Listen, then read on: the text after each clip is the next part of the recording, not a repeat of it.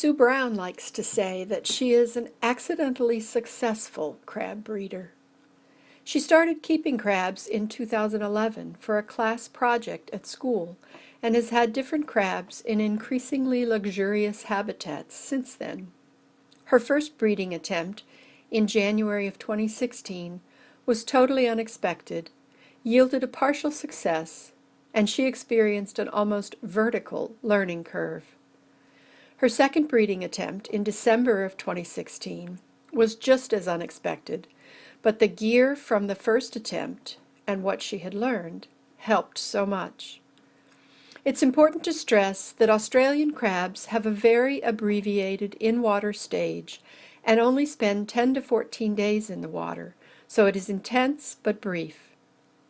She left them in the salt pool in the crabbitat until nearly 24 hours later while she cobbled together some gear using a large foam cooler, a couple of mason jars, an air pump, some line and air stones, and a fish tank heater. Total cost was about $10 for the jars and line. She did 33% water changes every 8 hours for 14 days as they grew and shed and changed. By day 12, a few were in shells, climbing up the airline trying to escape. These were transferred to a transition tank with shallow pools and very damp, almost wet, sand for the next phase. She moved 40 from the jars to transition tank and 23 through their first land molt. She now has 3 survivors who are 2.5 years old. One of them is currently in a shell with a 3-centimeter opening. Sue says she will try again at the breeding time in Australia, which is usually October to February. She feels that her story shows crab breeding can be done without any fancy gear as long as you're willing to put in the time and have enough hair to not end up bald with stress. She was also a great inspiration to me in my efforts. So thank you, Sue, and sit back and enjoy her talk.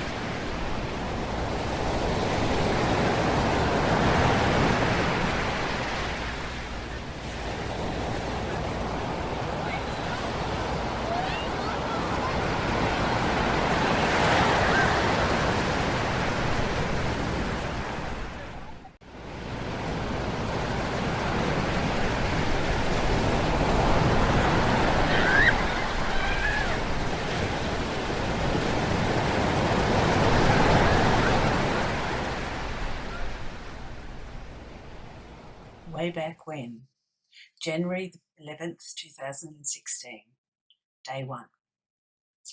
Morning, crabbies. I'll feed you after I've had my breakfast. Then I did a double take. Oh my goodness, that salt pool wasn't that grotty last night. I'll change it after brekkie. Lucky I've got some ocean water left. I went and had my brekkie and then went back to the tap. When I went to change the water, I looked carefully and I noticed what looked like mosquito larvae. No. Oh dear. I really hope that isn't what I think it is that's making the pool look so bad. What time is it? Actually, I can't remember what time it was, but it was early.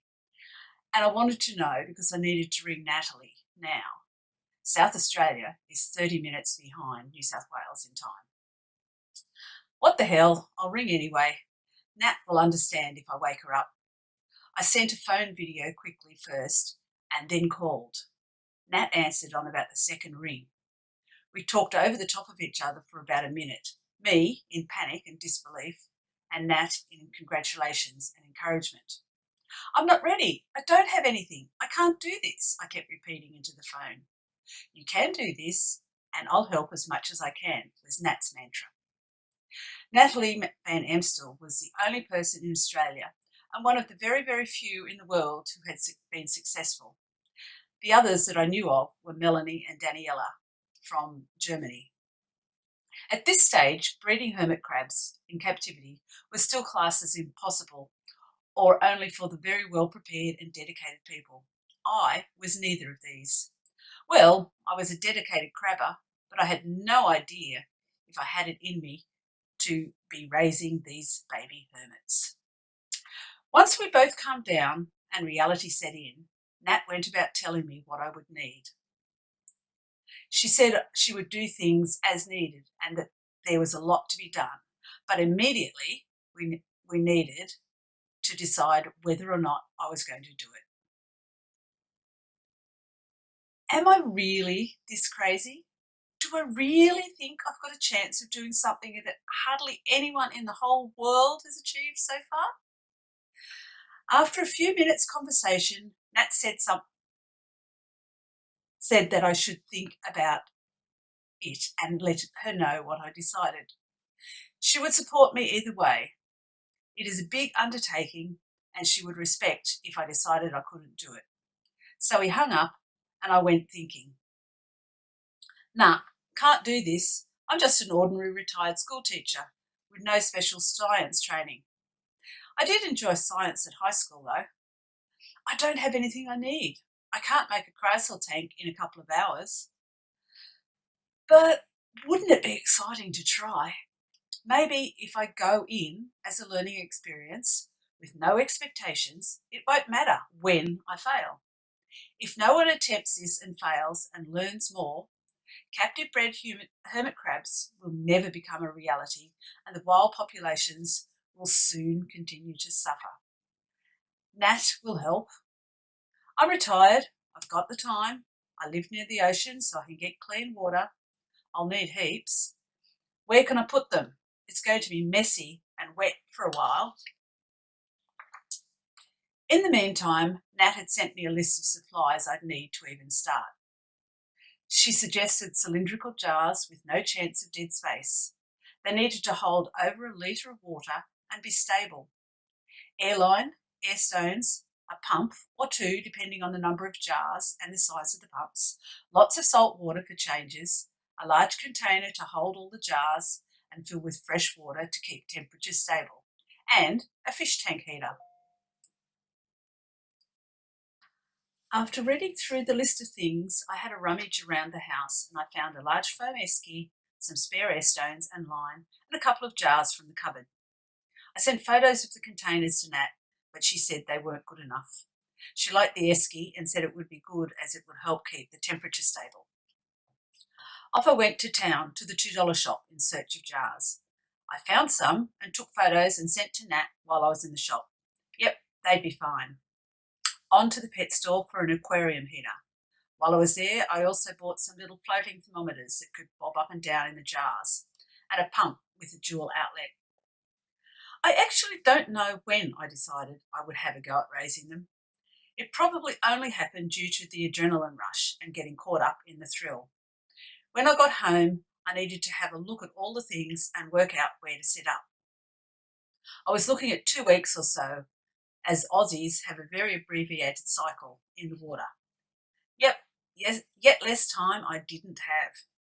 Anyway, it appeared I was going to have an attempt. I called Nat again and told her I decided to go. She just about jumped through the phone in excitement. I was now concerned as it was getting on in the day and the zoea were in the tadpole still. Nat said they would be fine there. Temperature was good and I had an air stone in there and they were still looking good. Well, I thought they were at least. So I got organising. The logical place for the setup was in the laundry. Here in Australia, we have our washing machines and laundry tubs in their own small room. I had a school desk which fitted right beside the washing machine against the end wall. There were power points to run the pump and the lights and the heater, and the list was so long. The washing machine could act as a workbench, and the tub was right there with water available. The floor was tiles, so it didn't matter if I made a mess. I put the esky on the table and filled it with fresh water, 50% hot water, 50% cool, hoping all the time it didn't have holes and wouldn't leak. It had just been hanging around in the garage for who knows how long. I put the aquarium heater in and set it to 30 degrees to heat the water. That would take a while, so I had a little bit of time to do the rest of the things. Then I checked my saltwater supply. I'd been using fresh ocean water from my nearby beach. It's a 30-minute drive each way, a beautiful area, and the water is crystal clear. I figured that this is the water the Zoea were currently living in, and they were doing okay, so it would be best to keep going with that. I had about 10 litres, so I'd need to get some more soon, but Nat had said water changes were not too critical for the first day or two, so that gave me a bit of time. Apparently, our little guys don't eat for the first couple of days, so until they die or skins are shed, there would be no waste in the water. Phew, that was a relief. Oh my God, food. What am I going to feed these guys? I put fresh water into the jars and put bubblers in to see how effective the water circulation was. It looked good. Another video to Nat, and she said, yep. But don't forget to warm the water in the jars before you add the Zoea so they don't die of shock at the temperature change. Okay, I hadn't even thought of that. More salt water into a plastic 3-litre container in the bath to warm up. Not much salt water left now, so I'll have to go in the morning. Yeah, I've got to refill the tadpole when I tip them in here. Better not forget. Then I tipped the fresh water from the jars and filled them about halfway with clean salt water. They can now warm up and get ready. Please remember, less than 24 hours have passed at this stage. Yesterday, I didn't even know I had a crab carrying eggs. If I can do this from being that unprepared and being one of the very, very early people to be successful, you guys can do it for sure. Mary will help, I will, and there's probably about half a dozen or so now who'll give you advice and guidance. I collapsed in a heap on the lounge and sat there staring at the crab tank with all those thousands of potential crabbies who were now relying on me for a chance of life. Tomorrow, guys, I can't do any more today.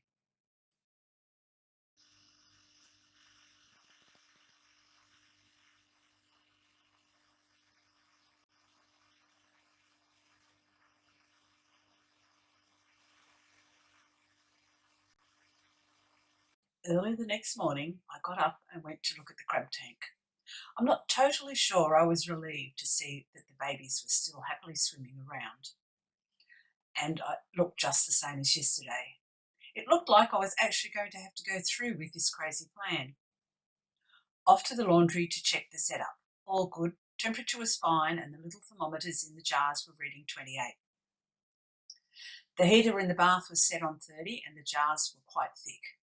They needed to be stable in the water.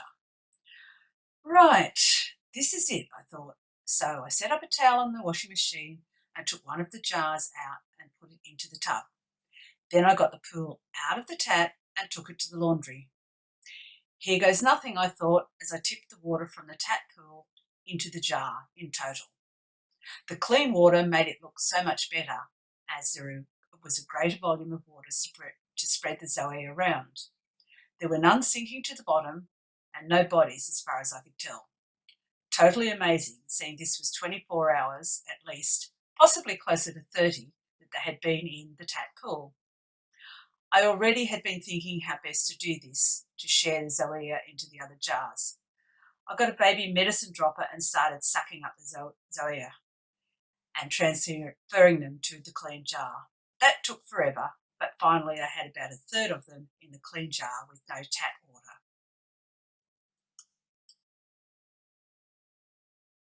I wanted to dilute the murky water more, so I tried to link the airline with the stocking over the end to stop the zoea being sucked up, to siphon the excess water off. This was a total fail as the line was too fine and the stocking clogged instantly. So I just siphoned the water out into a glass bowl and then used the eyedropper to put the zoea back into the jar. After doing this and having 2 jars of zoea back in the water bath, I went ahead and rinsed the tap pool in fresh water and added new salt water, ready for it to go back into the tank.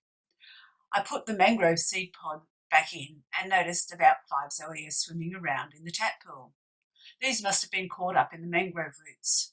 That had just been lying in the air, on the towel, on top of the washing machine all the time I'd been fiddling with the pools and jars. These guys were fighters, I thought, so they deserved a chance too. I got the medicine dropper out again and they went into one of the jars. That's it, done, I thought, and walked away. At this stage, I still don't know what day I'm up to, but I think I'm up to day 3 or 4. Although all through this attempt, I was really playing catch up as I was so unprepared. The next slide shows a slow motion of the jars at 8 a.m. on the 13th, which is January, day 3 or 4, I think.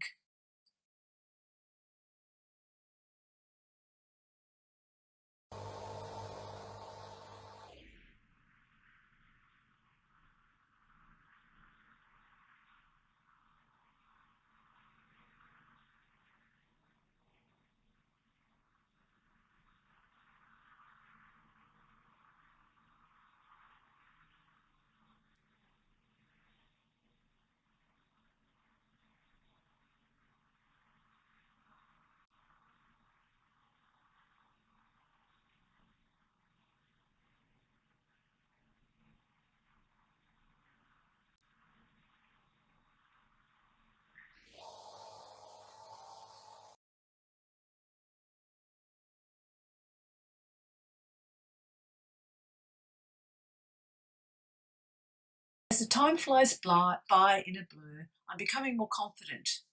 Up to day, 4, January the 14th, and for some reason I'm up at 6:30 in the morning. I see dead bodies.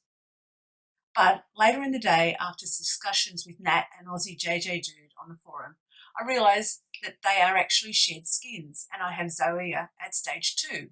So whatever I'm doing, it seems to be working.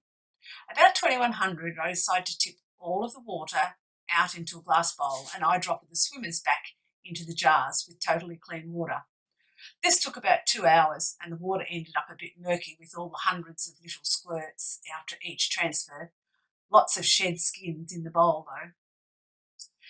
15th of January, still not sure what day it is. Well, the numbers are dropping drastically. Not many dead bodies, but maybe they're eating the dead or the skins and the bodies are being broken up by the bubbles. This morning I put a biofilter into jar 2. This is a soft foam filter and I was hoping it would help keep the water cleaner. But it appears that the suction is too great and many bodies were on the foam. I carefully removed them and put them back into the jar and removed that biofilter murder and replaced it with an air stone. But most of the zoea in that jar are sinking to the bottom. Put this on my list of things not to do next time. Wait, what did I just say? Am I crazy enough to even been contemplating a next time? We've worked out that it's day 6, we think, on the 16th of January. And according to Daniela from my video in the forum, I have all megalophers and they need shells immediately. Luckily, in my spare time, I did have some. I've been sorting through a bag of bird shell grit with magnifying glass and a pin. I have a handful of tiny, tiny shells that I now add into the jars. The megas show interest immediately, and it's funny to watch them trying to work out how to get their butts into the shells. I transferred 7 into another jar, which is jar 3, to reduce the numbers. This has been such an exciting, nerve-wracking, amazing few days that I'm glad I've attempted. And even now, I may be successful. My mind is a spin, as is my body. I was always rushing to get stuff organised, as I'm always a day behind where my babies are at, I think. Considering I wasn't even going to attempt it, and everything is totally makeshift, I'm really pleased. If nothing else, I have learnt heaps for the next time. Damn, there I go again, thinking about doing this, and next time?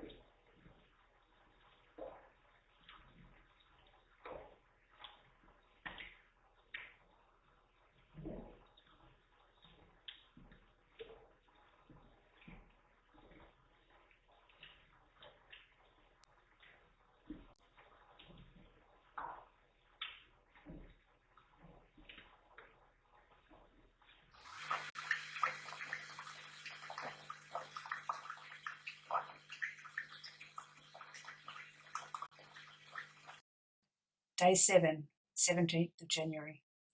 None of the 7 transferred have made it, but there are still quite a few others in the main jar. They're swimming up to the top to check out the shells that are floating there due to air trapped in them, and also checking out the shells on the bottom of the jars. They are still eating each other, but they're also eating the fish food I'm trying, I think. As Daniela pointed out, Variabilis only need about a week to this stage. The ones she and Melanie raised needed between 25 and 60 days to shell stage. For this, I am totally grateful in many ways, as I don't think I could have done this for that long. In other ways, though, I would have liked more time to prepare for the next stages. Every time someone tries to breed, the whole community can learn from it. This is the food I used. It's hard, but it sinks and then softens. The mega can grab it from the bottom and rip it off to eat. I'm now madly trying to get stuff together for the transition tank. I wonder how many, if any, will make it that far. 2 water changes today, feeding at 3 to 4 hourly intervals. Some even smaller shells were added today, thanks to a care package from Natalie. These were spiral water snail shells, and the mega was still very interested, but none in shells yet. Last water change at 18:15. and by later in the evening it was still quite clear. I added some prime to the jars tonight, so that may be why it's a little clearer. No, I can't remember if I was adding prime before this, as I haven't said in my notes on the forum, but I'm certain Nat would have insisted I do so as soon as they started shedding. Sadly, I'm still seeing body parts, which means they are still eating each other. I also started organising for the transition tank today. This slide shows the transition tank from my first attempt on the left and the second on the right. I use clear plastic containers designed for screws and bolts. They're about 8 centimetres deep and have a ramp up the front, but it's pretty steep. Both pools had bubblers in them.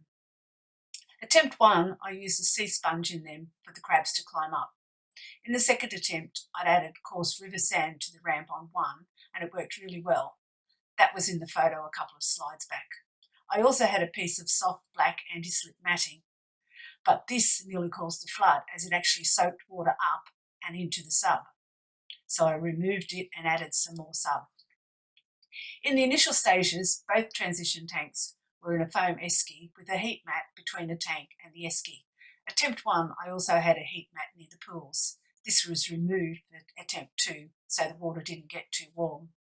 Nat said the sand needed to be wetter than in the normal crab habitat, as the crabs would dehydrate really easily. Also, that the tank needed to be warmer than the normal, so I set it at 30 degrees and made sure the sand was like at the high tide mark at the beach. Some made it to land in my first attempt, but none survived. In the second attempt, I had 26 to land, and 20 of them survived to land crabs.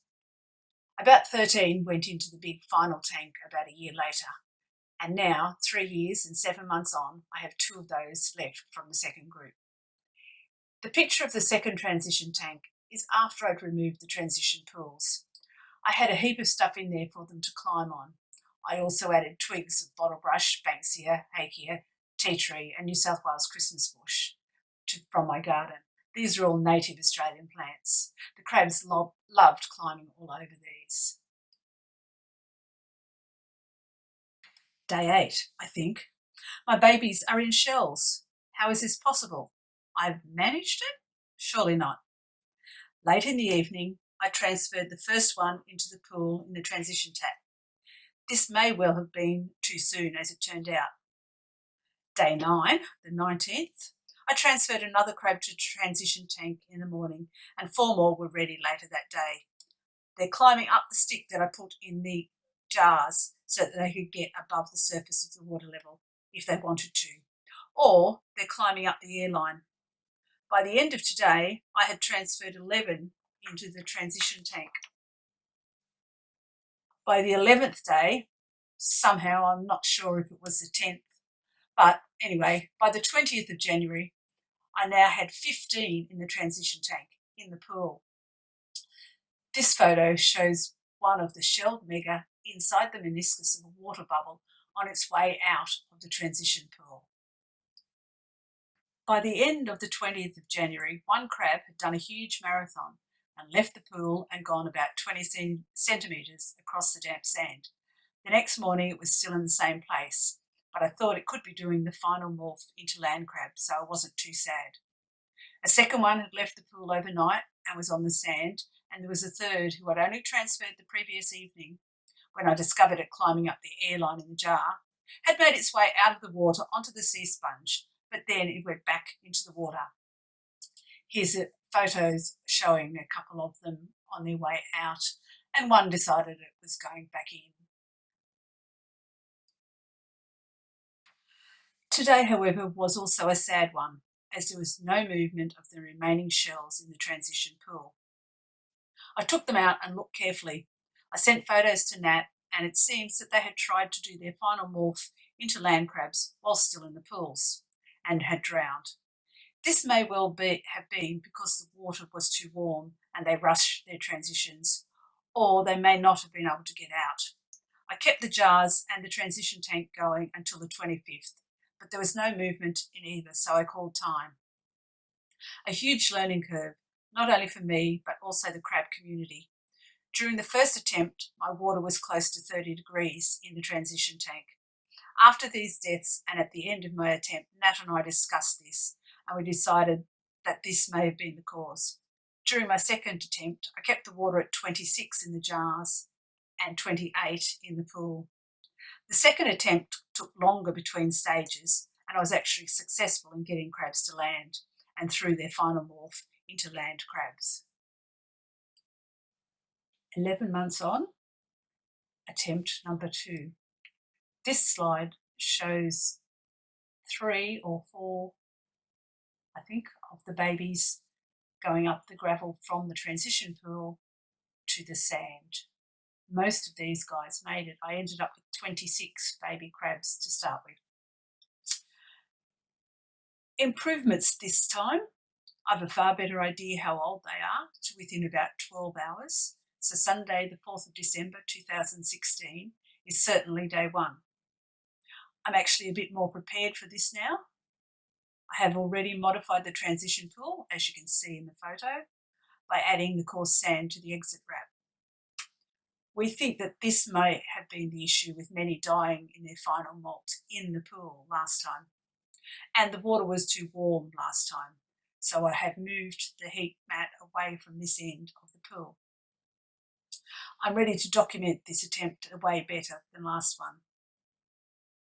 The next slide will show you the difference in the timing between stage 1, stage 2 mega and shells, and when I move them to the transition tank.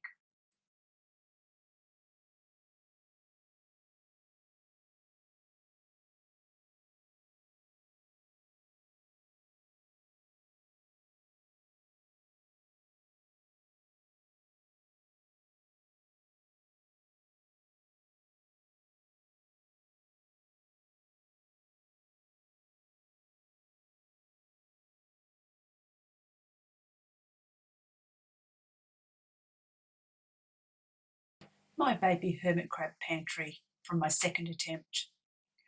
Basically all I did was crush up in a mortar and pestle mostly the food that I fed to the adults and put them in these little jars. They're designed for scrapbooking but were a great size. You can see by the labels what I was feeding them. They got a variety and they loved it all.